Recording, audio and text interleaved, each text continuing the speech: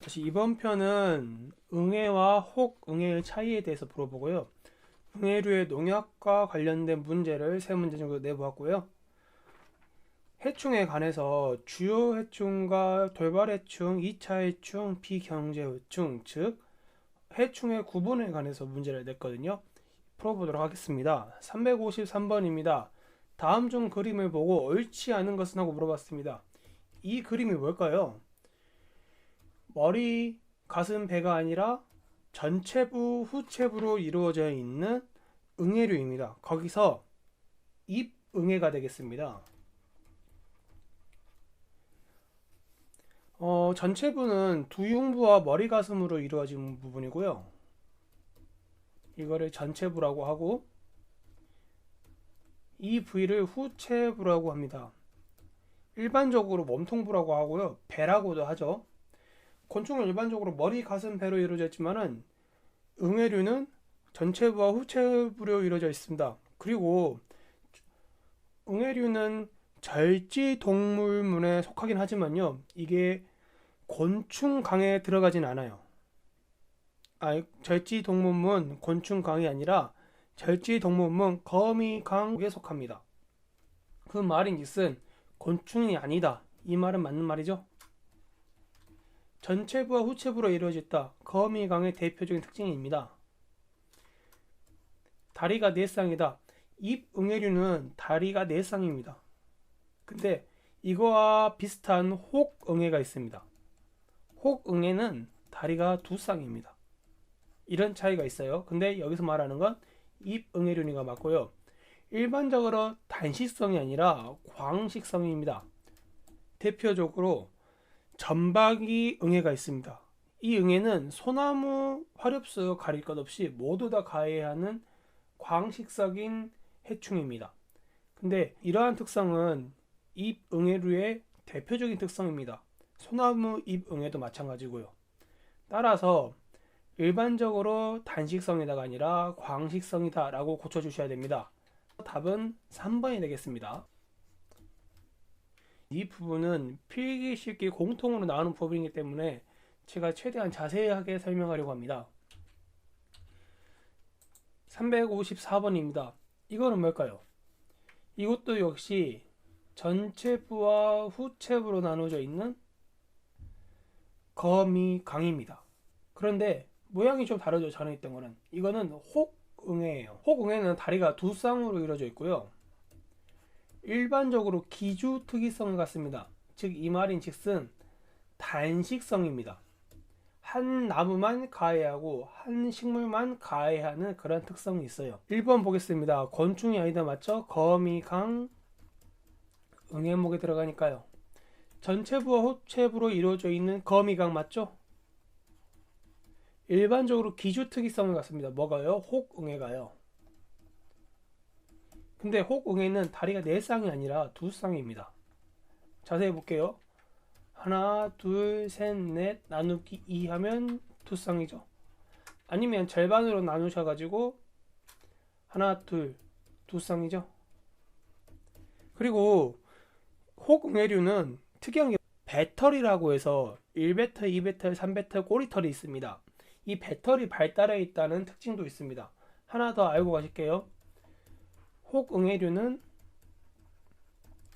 배털이 발달되어 있다. 뭐 대신? 다리 대신. 다리가 2쌍인 대신 배털이 발달되어 있다. 이것이 혹응애류의 특징입니다. 꼭 숙지하고 가셔야 돼요. 355번입니다. 입응애와 혹응애를 잡는 약이 아닌 것은 하고 물어봤네요. 제가 농약학을 추가로 설명하겠지만은 이 부분에서는 꼭 다루고 넘어가야 될 것 같아서 문제를 내보았습니다. 입응애와 혹응애는 뭐라 했죠? 거미강이라고 했죠. 그 말인즉슨 곤충강이 아니라는 소리예요. 그러면은 유기인계 같은 경우는 일반적으로 곤충을 잡는 약입니다.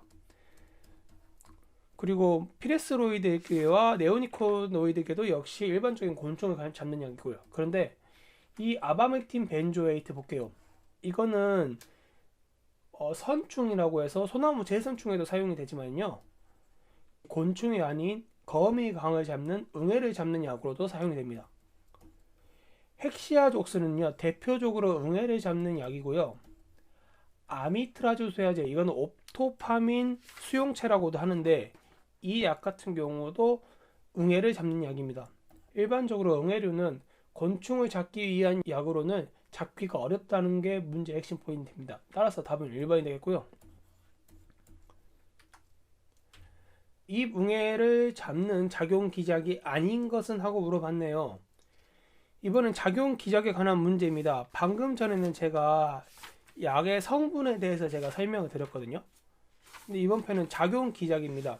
일반적으로 농약을 공부하실 때는요, 농약의 성분과 작용 기작과 작용 기작 표시 기호, 이 세 가지를 반드시 알고 가셔야 문제 푸시는데 어려움이 없어요. 그리고 이거는 당연히 필기 시험에도 나오고요, 이 실기 시험에도 나옵니다. 저 때는 염소통로 활성화인 아바맥틴이 나왔어요.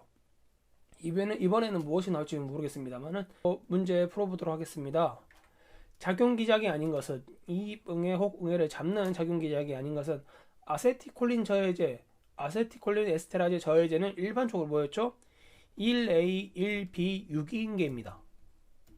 또는 카바메이트계입니다. 1B 같은 경우는 유기인계고요. 1A는 카바메이트계입니다. 근데 카바메이트계는 거의 이제 사용을 하지 않아요.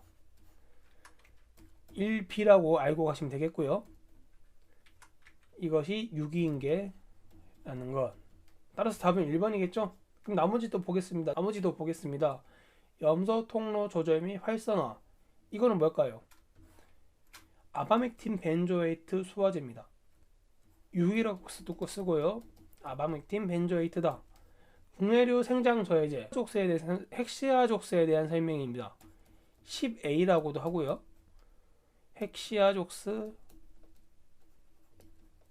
이다. 옥토파민 수용체는요, 아미트라즈입니다. 19와 아미트라즈라고 알고 계셔야 돼요. 그래서 여기선 작용 기작을 물어봤으니까요, 작용 기작을 제가 예시로 적은 겁니다. 그래서 답은 1번이 되겠고요. 입 응애 혹 응애를 잡는 작용 기작 표시 기호네요. 표시 기호가 아닌 것은 하고 물어봤습니다. 1A 뭐라 했죠? 카바메이트계죠. 근데 일반적으로 사용이 되지 않습니다. 아세티콜린 에스테라제 작용 기작으로는 아세티콜린 에스테라제로서 많이 사용이 되고요. 그러나 일반적으로 이제 더 이상 사용하지 않는 게 카바메이트계입니다. 6A 같은 거 보겠습니다. 아바맥틴 벤조이트죠. 10A 헥시아족스죠. 19 아미트라제죠. 따라서 답은 1번입니다. 근데 응애를 잡는 그 이외의 약들은요, 23번 지질합성 저해제가 있습니다. 대표적으로 테트로닉 아닌 테트라믹이라고 하는데 이 약은 일반적으로 수목에 대해서 사용하지는 않아요. 그래도 혹시 모르니까 알고 가시면 좋을 것 같아요. 이번엔 해충의 구분입니다. 주요 해충, 관건 해충, 돌발 해충, 2차 해충, 비경제 해충에 대해 이제 배우도록 하겠습니다. 여기서 중요한 거는요, 키워드예요. 키워드. 제가 문제 이것이 키워드인데 이거를 꼭 숙지하고 가시면 좋을 것 같아요. 왜냐면은 이거는 실기 시험에 만약에 쉽게 나온다고 하면은 이것에 대해서 물어볼 수도 있습니다. 논술 시험에요. 예를 들어 주요 해충은 무엇이냐라고 개념을 쓰시오라고 이런 문제가 나올 수 있어요. 자, 매년 지속적인 피해를 일으키는 해충으로 관리가 필요한 해충. 자, 매년 지속적인 피해를 일으킨답니다. 그걸 대표적으로 뭐라 하면은 주요 해충이라고 합니다. 때문에 산림청에서 관리가 필요한 대표적인 해충을 보고 주요 해충이라고 하고요. 뭐가 있을까요? 소용껍질 깍지벌레, 그리고 소나무 재선충이 있습니다. 이것들은 주요 해충으로서 매년 지속적인 관리가 필요하다. 근데 더 중요한 건 주요 해충이 무엇인지 그 개념을 쓰실 수 있으셔야 돼요. 그래서 답은 1번이고요. 환경 조건의 변화로 해충의 밀도가 갑자기 증가하는 해충은 뭐라고 하느냐, 이걸 보고 돌발 해충이라고 합니다. 돌발 해충. 돌발 해충에 대한 정의 꼭 알고 가셔야 돼요. 자, 돌발 해충 보겠습니다. 대표적으로 뭐가 있냐면은 미국 흰불나방이 있습니다. 그리고 매미나방류 있고요. 천막벌레나방도 될 수도 있겠네요. 대벌레류가 있습니다. 뉴스에서도 많이 나오는 그런 해충들이 일반적인 돌발 해충이고요. 하지만 중요도는 관건 해충에 비해서 낮습니다. 그럼 관건 해충은 뭐냐? 주요 해충과 관건 해충은 같은 말이니까요. 만약에 355번에서 주요 해충이 아니라 관건 해충으로 나왔다고 하면은 매년 지속적인 피해를 일으킨다 라고 꼭 정리가 되셔야 하겠습니다. 약의 지속적인 사용으로 인해서 저항성이 증가되었다. 저항성 증가가 포인트고요. 또는 천적의 감소로 증가하는 해충은 하고 물어봤습니다. 이거 뭐라고 하냐면 2차 해충이라고 합니다. 대표적으로 뭐가 있을까요? 응애류와 진딧물류가 있어요. 응애류 같은 경우는 약의 지속적인 사용으로 인해서 저항성이 증가된 것이고요. 진딧물 같은 경우는요, 천적이 감소한 겁니다. 예를 들어 진딧벌이라든지 그런 천적들이 감소를 하게 되면은 응애류가 증가하게 되죠. 따라서 답은 3번이 되겠고요. 좀 잘렸네요. 제가 적어드리겠습니다. 4번 비경제 해충. 볼게요. 방제의 필요성이 없으나 주요 해충 또는 돌발 해충이 될 가능성이 있는 곤충, 즉 잠재적인 거죠. 잠재적인 해충을 바로 뭐냐고 하면은 비경제 해충이라고 합니다. 이런 비경제 해충은 잠재 해충으로서 주요 해충 또는 돌발 해충이 될 가능성이 있는 해충이라고 할 수 있겠어요. 따라서 답은 4번이 되겠고요. 개념도 알고 계셔야 되고요. 비경제해충이 잠재해충이라는 것도 알고 가셔야 되고, 그 비경제해충이 이런 개념을 가지고 있다라는 것도 외우고 가셔야 됩니다.